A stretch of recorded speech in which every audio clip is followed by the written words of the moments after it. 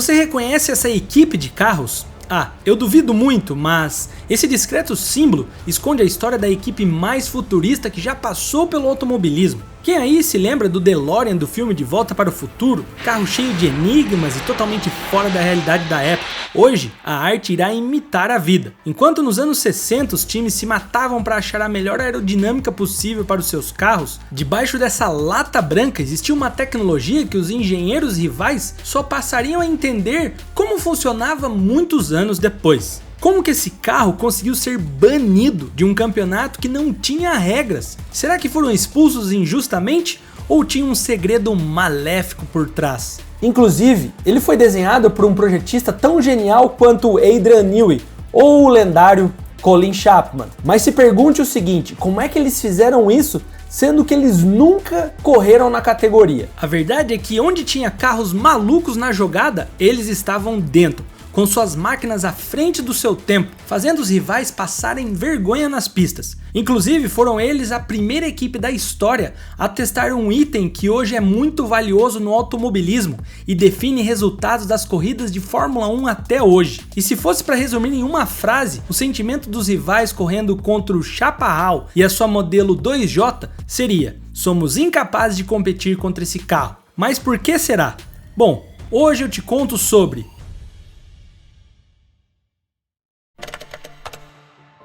muitos pilotos que marcaram passagem na Fórmula 1 fizeram a sua história em outras categorias. Rubinho Barrichello na Stock Car, Alonso que quando se aposentou na primeira vez venceu as 24 horas de Le Mans, Emerson Fittipaldi venceu a Indy 500 em 93. Enfim, são vários os exemplos. Agora, dentre todas as categorias que geralmente vemos ex-pilotos de Fórmula 1, nas antigas existia uma queridinha entre eles, mas não era a Indy nem a WEC e muito menos a NASCAR, era a Can-Am. Mas por que pilotos como Bruce McLaren, John Surtees e Jack Inks correram por uma categoria tão fechada e longe dos holofotes? É simples, é porque esse campeonato só tinha uma regra.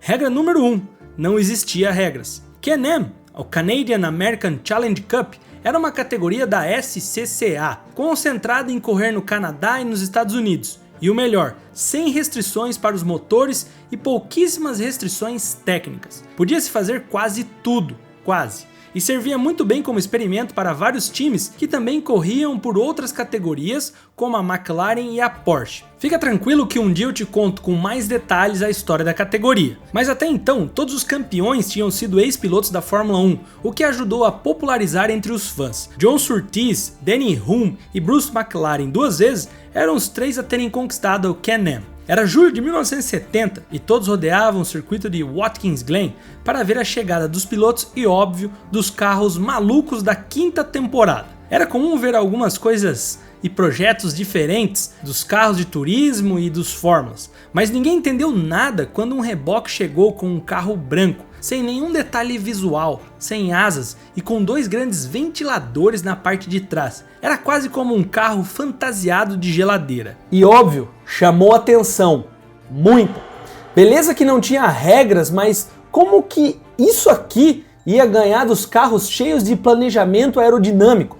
Como que esse carro ia contornar uma curva a quase 300 km por hora? Ninguém fazia ideia do que tinha ali dentro daquela geladeira movida a 4 rodas, se tinha uma engenharia à frente do seu tempo, cheia de truques e tecnologias de ponta, preparado para colocar todos os rivais no bolso, ou se era só mais uma ideia maluca sem pé e nem cabeça. Inclusive pela vantagem da McLaren nas últimas temporadas, todos seguiam o modelo dominante da equipe, o M8B, como no caso da modelo Porsche 917K, que parecia que finalmente iria conseguir alcançar a supremacia do time do Reino Unido nas próximas temporadas. Só que aí, meus caros, a geladeira com motores a jato, vulgo Chaparral 2J, apareceu para roubar a cena e fazer os engenheiros da McLaren e Porsche coçarem a cabeça. Mas quem foi o cara que inventou essa coisa?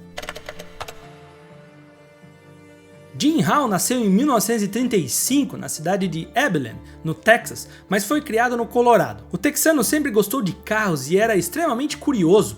Não à toa ele tinha um acordo verbal de trabalhar na GM nos anos 50, mas devido a uma recessão que acontecia no país naquela época, o acordo passou a não existir mais da noite para o dia. O jovem Hall então começou a trabalhar com Dick, seu irmão mais velho, em uma importadora de carros esportivos europeus. E esse trabalho teve papel importantíssimo na paixão dele pelo automobilismo.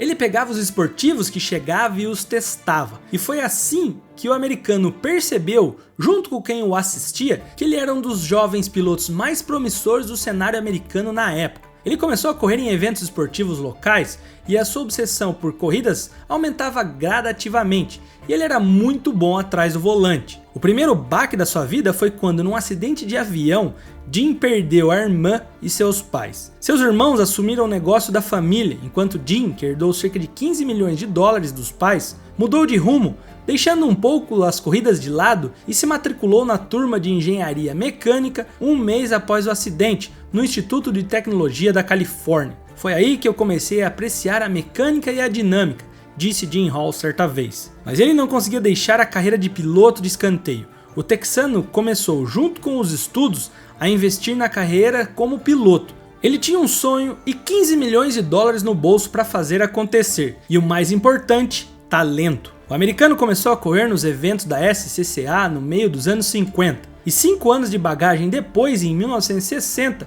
Jim equipou um Lotus 18 e fez uma ótima corrida no GP de Riverside pela Fórmula 1. Hall fez uma boa estreia, terminando em P7. Ele dividia seu tempo entre a Fórmula 1 e o campeonato regional.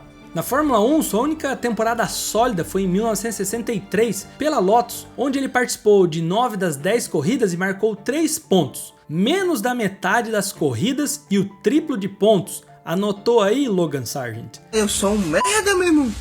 Mas existiam outros projetos que mexiam mais com o coração e com a cabeça de Hall do que a mais famosa categoria de monopostos. Ainda pavimentando a estrada como piloto profissional, Jim encontrou outro maluco por corridas, Hap Sharp, e que juntos estavam cansados de serem personagens secundários da Fórmula 1 e almejavam ir mais além das corridas regionais. No fim dos anos 50, os dois encomendaram um carro de corridas aos famosos construtores Dick Trautmann e Tom Barnes. Era algo bem convencional e contava com um motor dianteiro Chevrolet, mas os resultados do batizado Chaparral 1 foram impressionantes. Em 1961, em Laguna Seca, pelo Sports Car Club of America, Hall chegou em P2, logo no ano de estreia, que já incendiou logo de cara a motivação dos americanos. E menos de 2 anos depois, eles passaram a ser detentores dos direitos do nome do carro e estreariam o Chaparral 2. Os anos se passavam e a equipe ia sempre alcançando resultados melhores do que dos anos anteriores,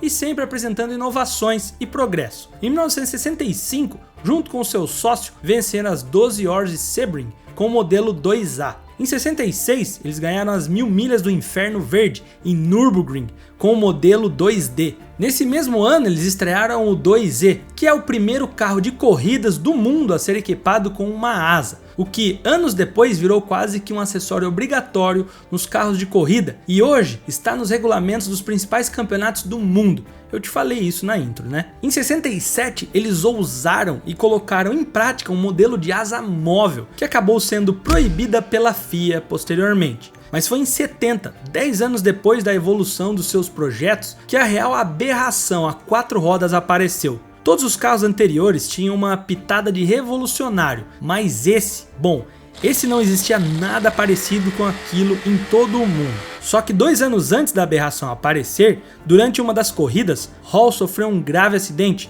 e ficou hospitalizado por mais de 2 meses. Com vários ferimentos, o acidente foi capaz de encerrar a carreira de Jim nas pistas, que agora focaria em ser designer e construtor. O que o texano não imaginava é que seu trabalho fora das pistas seria tão bom a ponto de fazer as pessoas esquecerem a carreira mediana que ele teve dentro das pistas. E foi aí que começou um novo capítulo na sua carreira. Presta atenção aqui, você precisa entender que o Chaparral 2J foi o mais icônico e controverso dos carros da equipe de Hall. Dito isso, podemos voltar por onde começamos, lá em Watkins Glen. Enquanto tiravam o carro do reboque, todo mundo estava extremamente perplexo e curioso, começando a analisar o modelo. Você percebe uma saia de Lexan ao redor do carro, quase pegando no chão. Lexan é uma espécie de plástico mais resistente do que os do mercado convencional. O enorme motor V8 Chevrolet, naturalmente aspirado, produzia cerca de 680 cavalos de potência, movido por uma caixa de câmbio de 3 marchas. Peraí, 3 marchas, roteirista? É sério isso? Estranho, mas segue o jogo, até porque o comum daquela época eram 4. O primeiro motor, ok, nada fora do comum, mas o segundo é muito mais intrigante. Ele alimentava 2 ventoinhas enormes que ficavam na traseira do carro, não para puxar o ar para si, mas para soprá-lo para fora. Atrás das ventoinhas havia um duto enorme onde o ar podia ser retirado da parte de baixo do carro. Aquelas saias de plástico formavam uma espécie de selo entre o carro e o asfalto, e isso permitia que essas hélices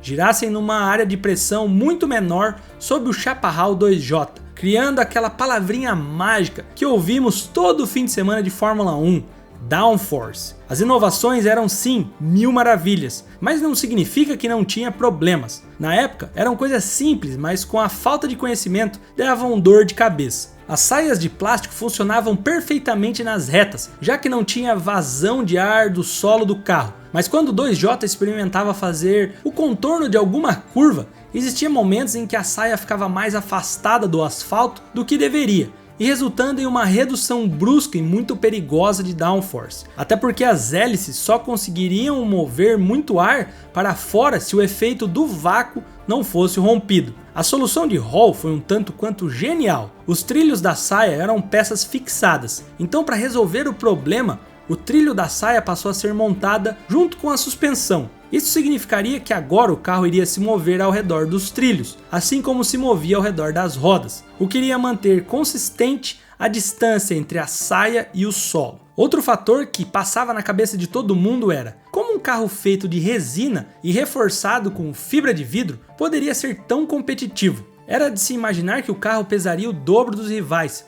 mas surpreendentemente pesava só 816 quilos. Um projeto com um conceito totalmente fora da curva, como o Chaparral 2J, sempre vai apresentar alguns ajustes no início, mas quando estava de bom humor, ninguém segurava aquele carro. Quando ele queria, ele era extremamente rápido, colocando 2 segundos no tempo de volta dos demais. Porém, infelizmente, não era sempre que o Chaparral 2J estava com vontade de dominar as corridas. Sir Jack Stewart, tricampeão da Fórmula 1, foi convidado a guiar o carro justamente em Watkins Glen e conseguiu classificar o carro em P3, mas infelizmente, por problemas nos freios, Stewart abandonou faltando 7 voltas para o final da prova. A tração daquele carro, a sua capacidade de frear e se aprofundar nas curvas, é algo que eu nunca tinha experimentado antes, disse Stewart em seu livro lançado 2 anos depois chamado Faster. Bom, mas isso é só um exemplo. Geralmente quando o problema vinha, a desgraça pouco era bobagem. Você pode estar pensando que os problemas deveriam ser por conta da aerodinâmica esquisita do carro, mas não, isso não foi muito problema para a equipe. Na verdade, quase sempre a dor de cabeça vinha dos motores, que superaqueciam ou simplesmente apagavam. Era um problema sério, mas de qualquer forma, era uma questão do carro com o time até então. Só que as coisas começaram a piorar mesmo quando o carro passou a atrapalhar a vida dos rivais, mas não da forma mais justa, brigando pelo campeonato. Sabe aquele cara que você conhecia na escola, que não falava com ninguém e ninguém gostava dele? Era completamente a mesma coisa com o 2J. Ele era um carro extremamente impopular entre os rivais por motivos variados. Mas vamos por partes. Primeiro que os pilotos reclamavam praticamente todas as corridas que o 2J sugava o óleo da pista, sujeira e o catapultava para trás muito rápido, atingindo o carro que vinha atrás sem dó nem piedade. Hall provocava dizendo, por que você não me passa então? Sendo esse um problema bem relevante, não foi necessariamente isso que causou a revolta dos outros com aquele modelo. Bruce McLaren, mesmo que o carro de sua fábrica havia vencido em todas as temporadas até ali da Can-Am, ele liderava o protesto direto contra seu amigo Gene Hall e a sua engenhoca. O protesto era uma briga direta com os dispositivos móveis aerodinâmicos. A base de argumento usada era que aquilo era demais para a categoria e o diagnóstico era um período longo de dominância do modelo. Em resumo, era algo como: editor, já sabe, bota na tela aí. Sim, somos incapazes de acompanhar o desenvolvimento da Chaparral. Nesse nível é covardia e apelação. A organização da Can-Am já havia negado banir o carro, mas com a insistência dos grandes e obviamente a grana em jogo, eles estavam a um passo de ceder à ordem. Então, bom, o 2J foi considerado ilegal no fim da temporada de 70. Tá, mas calma aí, eu sei que você tá pensando e eu espero que o roteirista explique. Para que banir um carro que, mesmo que tenha ganhado algumas vezes, não tinha consistência, quebrava diversas vezes? E sinceramente nem apresentava tanta ameaça assim, latia, mas não mordia, certo?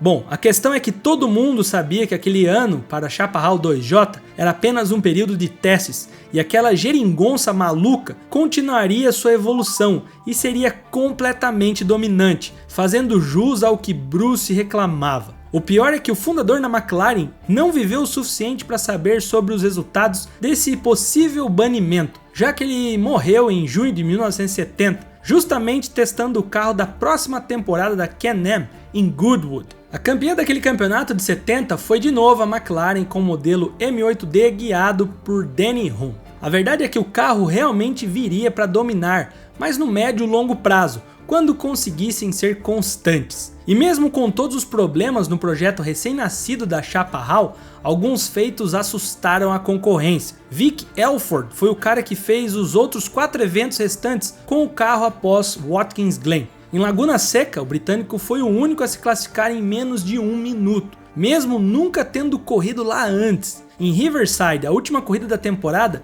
de novo, Elford conseguiu se classificar em P1, mas ainda na segunda volta o motor auxiliar morreu. E assim, de forma amarga, seria o fim daquele carro extremamente promissor. Fui perguntado várias vezes sobre o que aconteceu exatamente para banirem o 2J, mas não fui convidado para as reuniões para saber. Eles, Can-Am, nos disseram que era legal, disse Jim Hall. Mesmo cansado de lutar pelo 2J, o americano foi para cima, cogitando explorar outras categorias. E deu certo.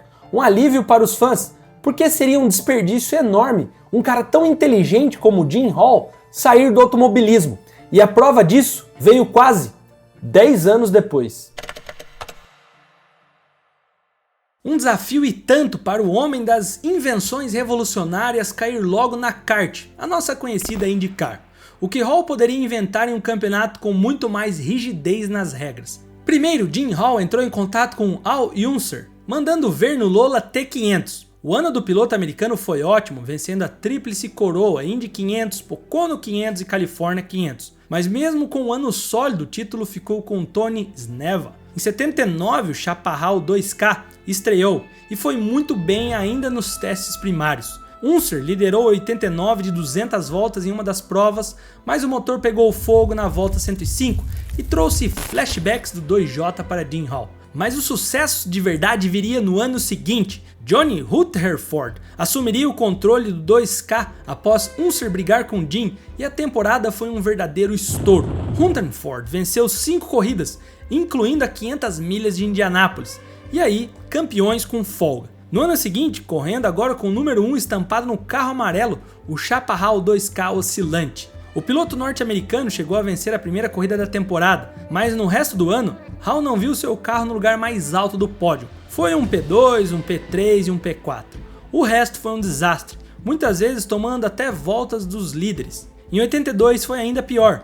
Antes, o dominante 2K, 2 anos depois de ser referência, agora ultrapassado, e o melhor resultado daquela temporada foi um 4º lugar. Algumas corridas depois, o último modelo de Jim Hall se aposentava das corridas, sendo substituído pelo Mart 82C. Depois disso, nunca mais vimos um projeto de Jim Hall, infelizmente. Mas e o 2J? Bom, infelizmente o carro foi considerado ilegal ainda nos anos 70 e não tinha nada que eles poderiam fazer. Ele passou a ficar em Midland junto com todos os seus projetos. Acontece que o sucesso e os planos revolucionários do americano virou um cult dentro do automobilismo, e hoje existe até um fã-clube dos seus projetos, chamado Chaparral Fan Club. O museu local chamado Permian Basin Petroleum Museum promove evento para os fãs da fabricante, dando a oportunidade de verem os carros acelerando na região do museu. Hall nunca vendeu nenhum carro de corrida, e todos os modelos, que juntos valem uma quantidade incalculável de dinheiro, dormiam na garagem do dono. Mas em 2004, esse mesmo museu